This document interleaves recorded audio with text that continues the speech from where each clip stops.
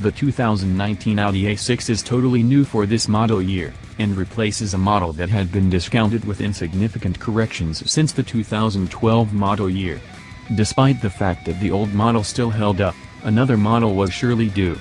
The vehicle includes progressively overstated bumpers and fresh lines, just as a totally overhauled cockpit with restless boards and two tremendous touchscreens. We carried one into the workplace to perceive what it resembles to live with. The test vehicle was a first-class A6 3.0T Quattro Prestige. That trim, a $8,200 overhaul, included a heads-up showcase, versatile headlights, in-compass C-camera framework, virtual cockpit instrument show, control trunk, 4-zone atmosphere control, raised sunshades, multicolor surrounding lighting, double-sheet acoustic glass, and a redesigned Bang & Olufsen sound framework. Different alternatives incorporated the individual contour seating bundle for $3,200, the driver assistance bundle for $2,750, the 20-inch wheel sport bundle that likewise included stiffer suspension for $1,050, and the $600 cold weather bundle with warmed controlling haggle seats. Every one of these alternatives brought the A6's base cost from $59,895 to $76,290. Proofreader-in-Chief Greg Migliore, what measure Audi do you take? We've had a few expansive vehicles get through our armada in the previous couple of weeks. The A7 is my top pick, yet the A6 is a nearby second, sad A8L. In spite of the fact that that one's incredible for putting a car seat in. The A6 has nearness. The structure is all around custom made, and the extents are rich. The grille, huge haggles illuminate sagaciously dressed things. Like a treated steel watch with a wide dress shirt. Inside, the darker and dark materials are unpretentious, practically grim, yet make for a minute-boggling in modern setting. It feels refined in here. I like the edge that separates the dash, making the inside feel progressively great and considerable.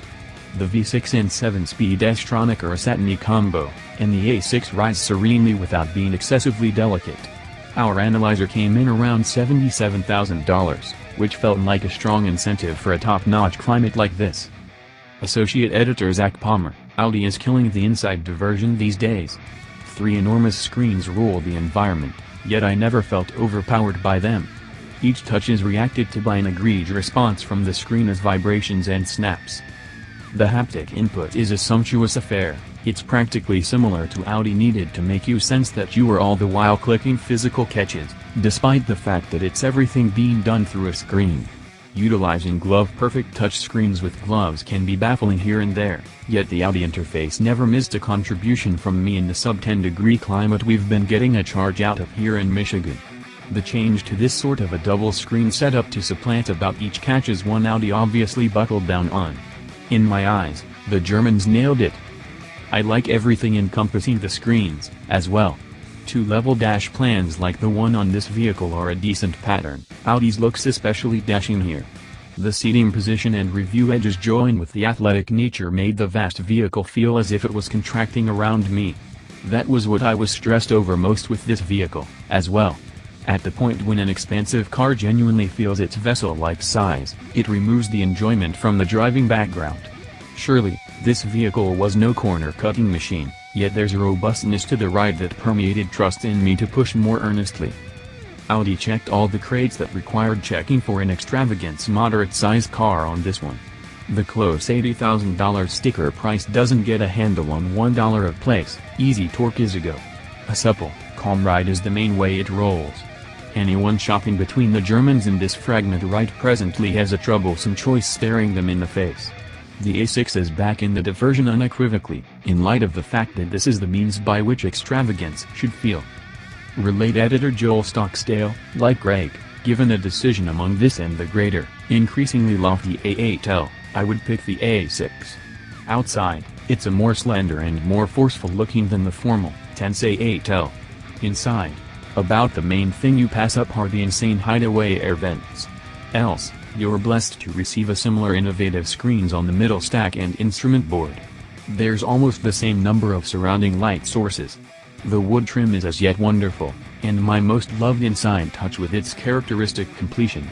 Especially great is the means by which the wood trim is formed to coordinate the fresh corners of the rakish plastic trim in the lodge. I do wish there was somewhat less piano dark trim, however. I motivate that it's to help mix the screens into the dash, yet it's somewhat much.